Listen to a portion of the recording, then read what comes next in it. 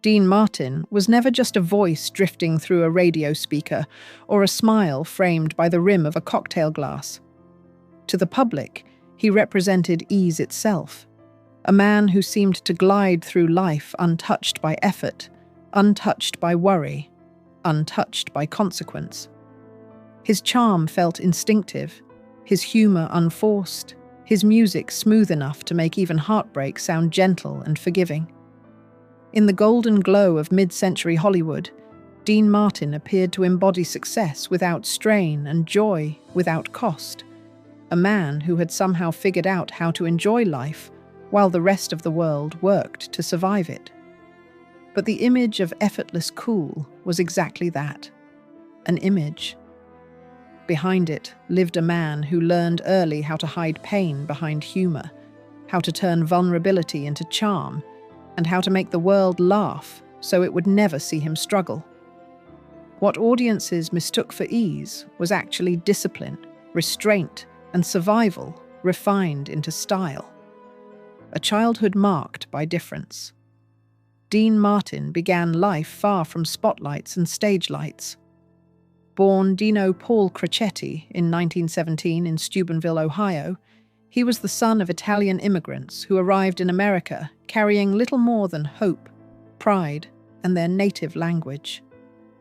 At home, Italian filled the rooms with warmth and familiarity, but outside those walls, it marked him as different.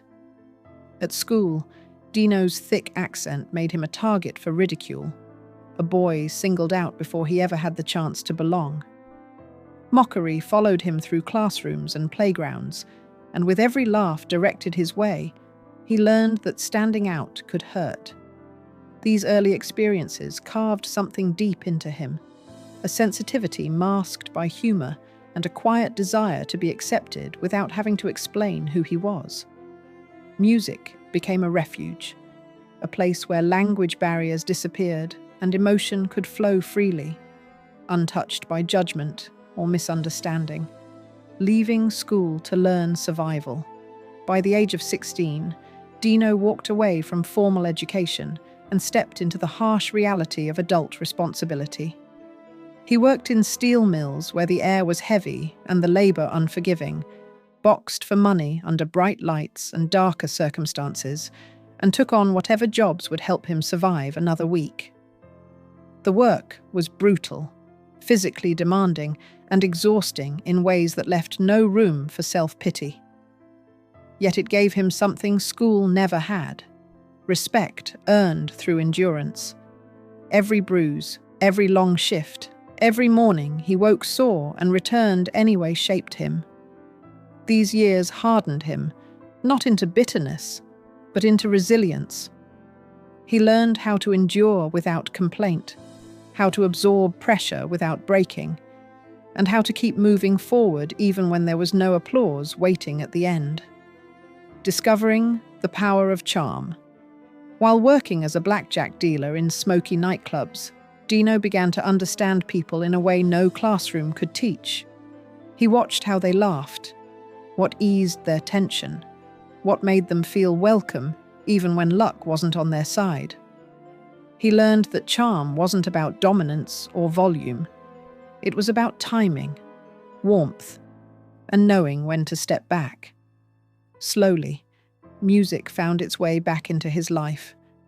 Singing in clubs under the name Dino Martini, he tested his voice against indifferent crowds who were often more interested in drinks than melodies. The response was frequently cold. Silence followed performances where he had given everything. He later admitted those moments hurt deeply, more than any punch he had taken in the boxing ring. But instead of quitting, he adjusted, refined, and endured, learning that rejection didn't mean failure. It meant waiting.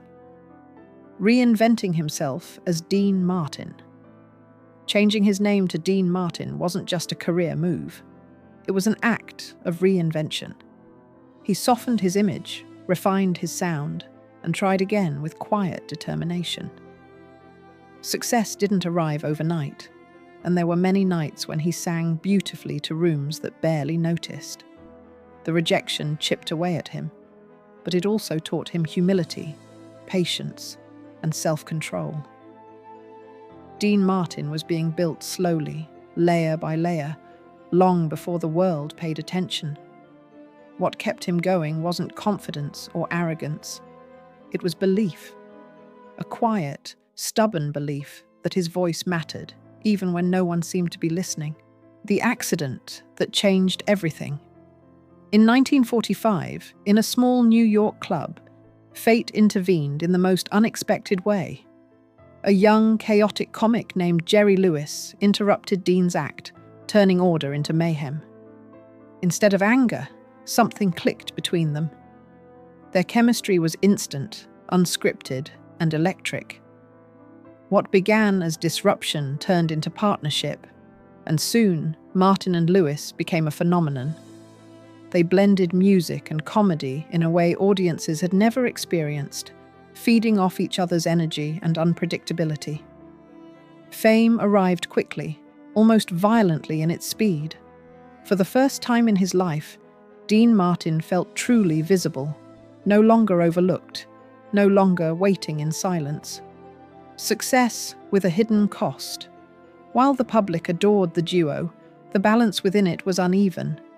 Critics focused heavily on Jerry Lewis's manic brilliance, often reducing Dean to the role of the handsome, straight man. Though the success was real, so was the frustration. Dean worked relentlessly, yet felt unseen for the full scope of his talent. Over time, resentment grew, not from ego, but from a desire to be recognized as more than half of a partnership. In 1956, exhausted and quietly wounded, he made the difficult decision to walk away. Many believed it would end his career. Dean believed it was the only way to save it. Standing alone at last, breaking from Jerry Lewis forced Dean Martin to face the world on his own terms. The risk was enormous, but so was the reward. His dramatic performance in The Young Lions proved he could stand beside acting giants with confidence and depth. Soon after, his music reached new heights. When Everybody Loves Somebody climbed to number 1, surpassing even the Beatles, it wasn't just a chart victory, it was personal validation. Dean Martin was no longer part of something successful. He was successful on his own. The King of Las Vegas. As a member of the Rat Pack, alongside Frank Sinatra and Sammy Davis Jr., Dean Martin helped transform Las Vegas into an entertainment capital. On stage, he appeared carefree, joking effortlessly with a drink in hand, delivering humor with perfect timing. But the image was carefully controlled. The drink was often apple juice. The looseness was practiced.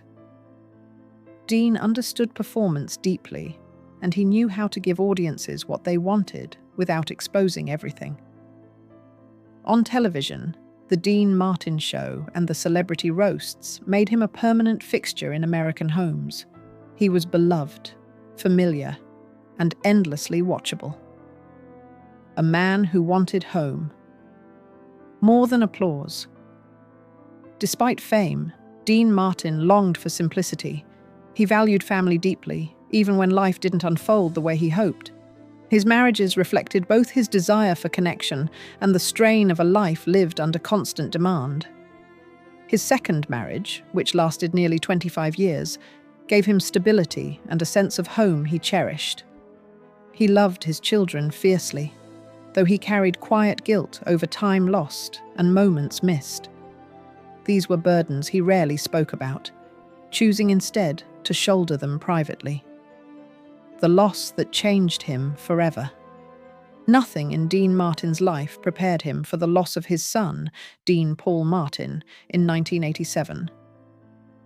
Dean Paul was his pride, talented, disciplined, and full of promise.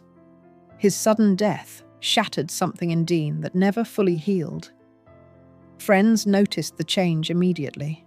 The humor softened, the spark dimmed. Even those closest to him acknowledged that the loss marked a turning point. He didn't try to perform through the pain. He withdrew, choosing quiet over applause, grief over distraction. Choosing silence over the spotlight. After the tragedy, Dean Martin stepped back from public life. He spent his days simply playing golf, watching old westerns, enjoying familiar routines. The man who once commanded rooms with ease now found comfort in stillness. This wasn't bitterness or surrender. It was survival. He had given so much of himself to the world, and now he chose to preserve what remained. His cool exterior had never meant detachment. It had always been restraint, facing the end with grace. In his later years, Dean's health declined. Diagnosed with lung cancer, he chose comfort and dignity over invasive treatment. Surrounded by family, he spent his final months quietly, often sitting in silence, holding hands, listening. His daughter would softly sing "Everybody Loves Somebody," returning the gift he had once given the world. These moments weren't performances. They were exchanges of love, memory, and presence. A quiet farewell on a loud holiday, Dean Martin passed away on Christmas Day in 1995 at the age of 78. While the world celebrated outside, those closest to him gathered in stillness. In Las Vegas, the city he helped define, the lights dimmed in tribute. For a city built on spectacle, the gesture was deeply symbolic. It was a quiet thank you to a man who had given it warmth, humor, and heart. The man behind the legend. Dean Martin's life was filled with contradictions. He was an icon who craved normalcy, a performer whose charm was forged in hardship, a legend who endured profound loss. His story isn't just about fame. It's about endurance, adaptation, and emotional restraint. He taught the world how to make joy look effortless, even when it wasn't. A legacy that still sings today. Dean Martin lives on through his music, his films, and the feeling he left behind. His voice still comforts, his humor still disarms, and his presence still feels close. He reminds us that behind every smile is a story, and behind every legend is a human being doing their best to carry what life gives them. And when his songs play, soft and timeless, they still whisper the same truth. Everybody really does love somebody, sometime.